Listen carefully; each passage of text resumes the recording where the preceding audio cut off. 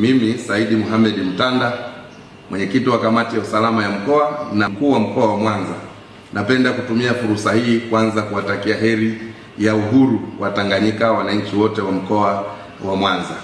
Aidha, nitumie fursa hii kuwashukuru sana wananchi wote wa mkoa wa Mwanza kwa kuendelea kuitikia wito wa serikali wa kuwataka kufanya kazi zao kwa amani na utulivu katika siku hii ya 9 Disemba, na wale ambao hawana majukumu mengi ambao hawana dharura kuendelea kusalia nyumbani na kuendelea kufuatilia shughuli mbalimbali kupitia televisheni na njia nyingine. Aidha, muda mfupi uliopita nimeona clip ikiwa inazunguka katika mitandao ya kijamii inayoonyesha kikundi cha wanajeshi wakiwasikiliza wananchi ambao wanatoa hoja mbalimbali.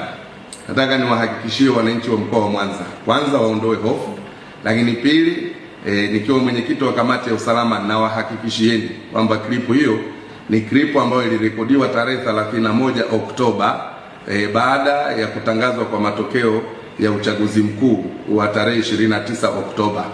Ilikuwa ni siku 3 baada ya uchaguzi mkuu.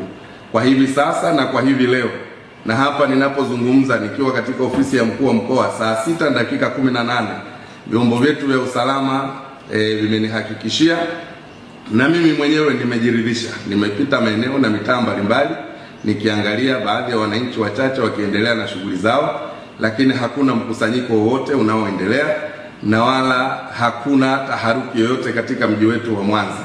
Nimekuwa nikipata simu nyingi, siwezi kujibu simu moja moja.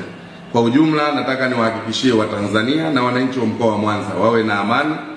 Hali ya utulivu ni kubwa sana, tunawashukuru sana, na endeleeni kushirikiana na serikali. Klipu hiyo ipuuzwe, ni klipu ambayo ilipitwa na wakati. Nafikiri inatumika tu kama propaganda katika kipindi hiki ili kuleta taharuki kwa watu. Lakini hadi hivi sasa saa 6:19 ninapotoa taarifa hii nikiwa katika ofisi yangu ya mkuu wa mkoa wa Mwanza. Kwa hiyo Watanzania na wana Mwanza, kuweni na amani, endeleeni. Nimetoka pale soko la samaki, nimenunua samaki, naendelea na shughuli zangu, na sasa naendelea katika maeneo mengine kuangalia hali ya usalama na kuangalia shughuli mbalimbali za wananchi zinavyoendelea. Asanteni sana.